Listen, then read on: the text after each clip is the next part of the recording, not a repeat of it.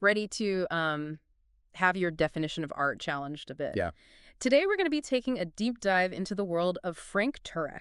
Okay. He's this New England-based artist who's been creating these really fascinating boxed assemblages since 1990. Okay. And So these aren't your typical sculptures, huh? no, not at all. Like we're going deep into some intricate, thought-provoking pieces. Yeah. Turek calls it visual philosophy. Yeah. Forget your marble busts and bronze statues. Right. Picture this. You open a box, Okay. and inside you find this jumble of medical illustrations, Okay. watch gears, plastic flies, even dinosaurs. And somehow it all just works. That's anatomy lesson number 1, right? That is anatomy lesson number 1. It really throws you for a loop because Yeah. it makes you think, like, what is an anatomy lesson, really? Right. It's not just about textbooks and diagrams. Yeah. It's about understanding the body, Yeah. this bizarre and beautiful machine we all inhabit. Okay, so let's unpack this a little bit. Yeah. Turek doesn't actually create the individual objects in his pieces. He finds them. Right. Old photos, book pages, random trinkets. Like found objects. Yeah, and assembles them in a way that sparks these really profound connections. Yeah, he calls it acquisition art. Okay. The art of finding and curating rather than crafting from scratch. Okay. Think of like a DJ. Okay. Sampling different tracks Yeah. to create a new sound. Right. That's kind of what he's doing, but with objects and images. I love that analogy. It's Yeah. like each element is a note, and he's arranging them to create a specific mood, a feeling, a whole symphony of ideas. Exactly. And just like a composer will leave musical notes on a page, Right. Turek doesn't leave us in the dark about his process. Oh, interesting. He actually writes about his thoughts during and after creating each piece. Wow. It's like we get this special glimpse inside the mind of the artist.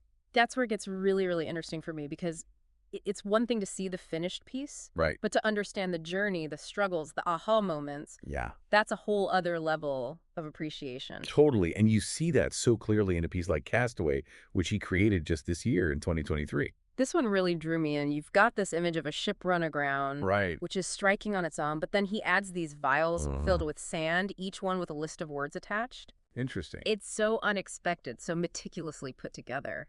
And the thing about Castaway that's so fascinating is that he actually started it years ago and then just put it aside. Oh, wow. Completely stumped. Really? Couldn't figure out what it needed. Can you imagine staring at these objects, these sand-filled vials, No. for years? Yeah. Talk about a creative block. Right. And then he said those vials became the key. Really? They were the pivot point that unlocked the entire piece for him.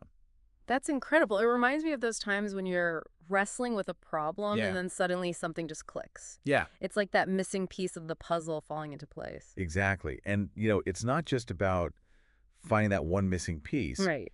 It's the way that Turek uses titles Yeah. to add a whole other layer of meaning to his work. Right. They're never just random. Never. Like The Strange World of Nature, also from 2023. Okay. There's this Edward Hopper painting, Why? this stark Arctic scene, a lone figure in what looks like a watering trough.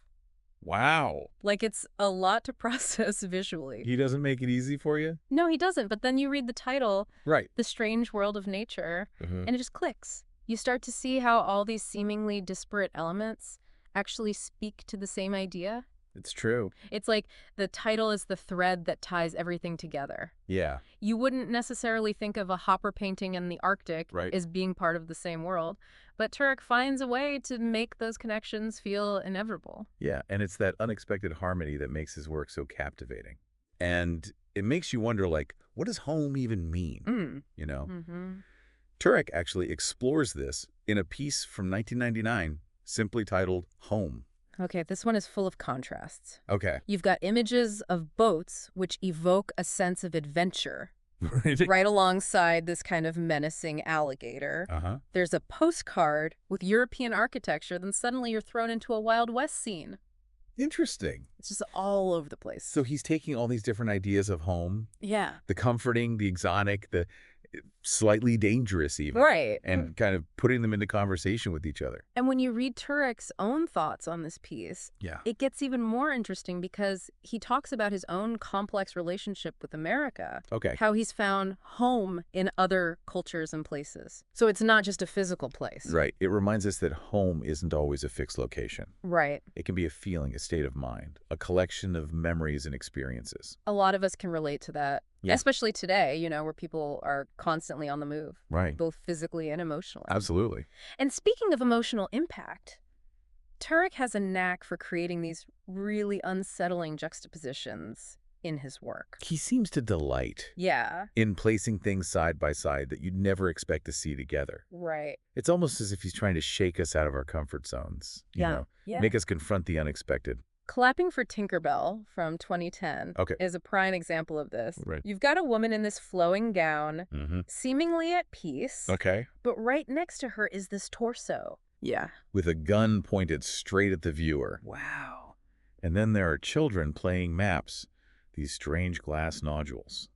It's so interesting how he does that. It creates this incredibly unsettling, dreamlike atmosphere. And that title, Clapping for Tinkerbell, Yeah. adds this whole other layer of complexity. Right. Turek actually said that this piece is about the loss of innocence, Wow. about that feeling of being forced to pretend everything is okay when it clearly isn't.